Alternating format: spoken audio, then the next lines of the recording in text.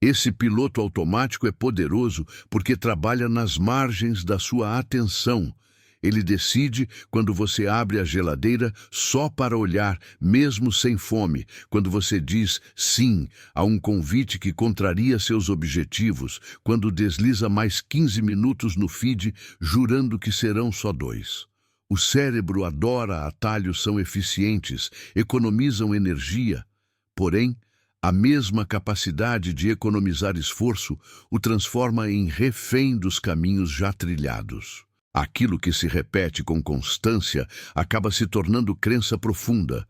Sou assim mesmo. Eu não funciono de manhã. Não suporto leitura. E assim, o hábito ganha status de identidade, dificultando qualquer tentativa de reforma pessoal.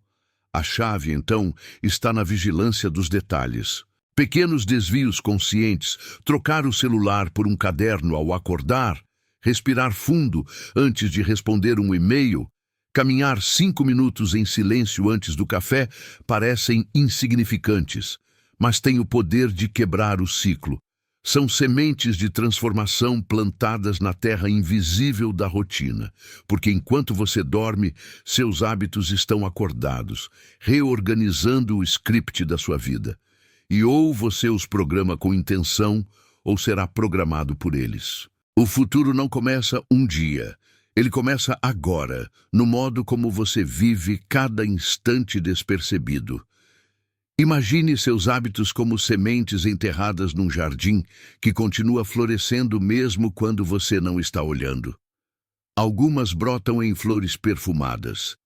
A prática diária de gratidão, a hora fixa de leitura, o ritual de oração que acalma a mente. Outras germinam em ervas daninhas. Scroll infinito, conversas tóxicas, alimento ultraprocessado que rouba energia.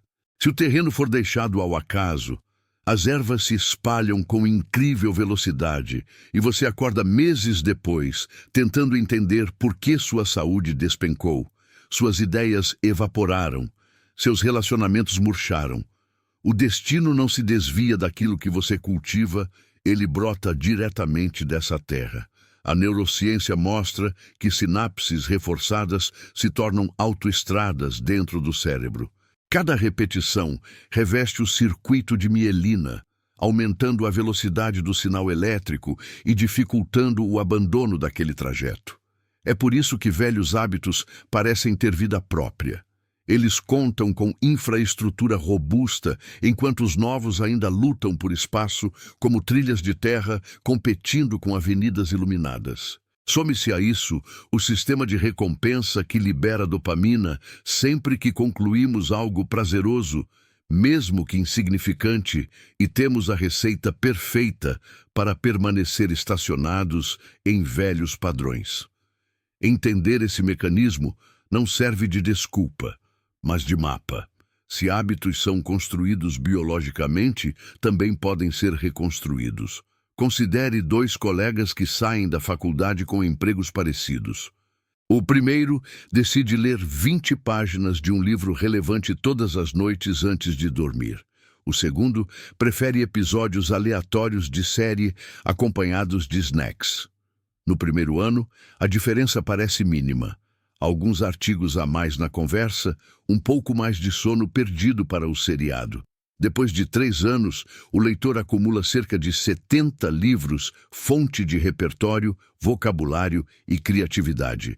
O seriador acumula centenas de horas de entretenimento, mas poucos conceitos novos. Em 10 anos, talvez o primeiro tenha se tornado referência na empresa, escrito artigos, quem sabe iniciado um negócio próprio. O segundo, ainda competente, sente-se estagnado e não entende por que teve menos sorte. A questão nunca foi sorte, foram hábitos. Mudar esse jogo exige, primeiro, acordar para o fato de que ele existe. É preciso olhar para a própria vida como um engenheiro que inspeciona uma ponte. Onde há pontos de tensão? Há rachaduras nos pilares? Quais comportamentos sustentam seu propósito e quais erodem seus alicerces? Esse exame não admite auto-engano. Em seguida, escolha um hábito alavanca aquele de alto impacto que, ajustado, puxa outros na esteira. Talvez seja dormir mais cedo, caminhar 30 minutos, substituir o celular por um livro na cabeceira. Depois, construa gatilhos visuais e ambientais. Coloque o livro sobre o travesseiro, deixe a roupa de treino à vista, silencie notificações depois das 22 horas. Reduza a fricção do bom hábito e aumente a do ruim. A técnica é simples, mas poderosa. Outro passo crucial é redefinir sua narrativa interna. Você não tenta ler mais, você é um leitor. Não força atividade física. Você é alguém que cuida do corpo. Essa diferença sutil reposiciona o hábito no campo da identidade, criando coerência psicológica. O cérebro luta para manter coerência entre quem você acredita ser e o que faz logo. Agir como a pessoa que deseja ser reduz o atrito da mudança. Por fim, pratique o descanso intencional. Hábitos não são apenas ações, mas também lacunas onde nada parece acontecer. O modo como você se deita, os pensamentos que repassa antes de adormecer, a higiene do sono, tudo isso consolida o aprendizado do dia e define a disposição da manhã seguinte. Dormir em um quarto escuro, arejado, longe de telas, indica ao corpo que é hora de reparar tecidos, regular hormônios, podar sinapses inúteis. Você desperta não apenas com energia, mas com uma mente literal e figurativamente podada para focar no essencial. Eis então a pergunta que fica ecoando: que história seus hábitos estão escrevendo na sua ausência? Você pode continuar achando que amanhã será um capítulo extraordinário escrito por pura força de vontade. Ou pode aceitar que o extraordinário é feito do ordinário bem executado, que a disciplina de hoje é o milagre de amanhã, que nenhum sermão motivacional substitui a repetição consistente. Se seus hábitos são o pincel, seus dias são a tela, e a obra final surgirá, quer você a planeje, quer não. Assim, quando fechar os olhos esta noite, faça do ato de dormir um pacto consciente. Reflita sobre o que semeou, agradeça pelo que floresceu, comprometa-se com o que deve ser podado. Acorde com a clareza de quem escolheu o roteiro da própria vida e se recusa a ser figurante em uma história escrita por impulsos automáticos. Porque, no fim das contas, o futuro não acontece lá longe, num horizonte nebuloso. Ele está sendo tecido agora, linha por linha, enquanto você lê estas palavras. Você decidirá se esse tear produzirá um manto que aquece ou uma rede que aprisiona. Seus hábitos continuarão trabalhando. A questão é: para quem? Enquanto você se recolhe ao silêncio da noite, acreditando que o expediente do dia terminou, algo continua trabalhando incansavelmente nos bastidores.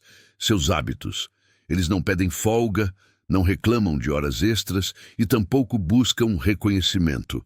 Simplesmente operam filtrando estímulos, reforçando crenças, estruturando respostas automáticas.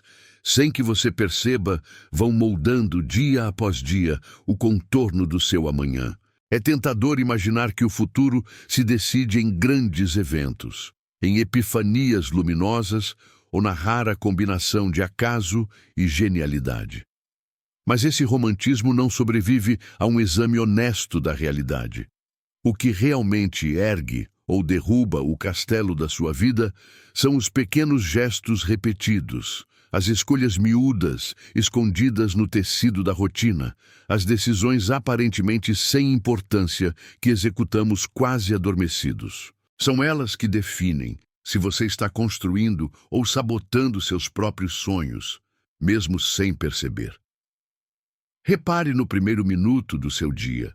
O toque do alarme se confunde com o impulso de esticar a mão para o celular. Quantas notificações você consome antes mesmo de sentir a própria respiração? O cérebro, ainda na fronteira nebulosa entre sono e vigília, recebe um banho de dopamina barato que dita o tom das horas seguintes.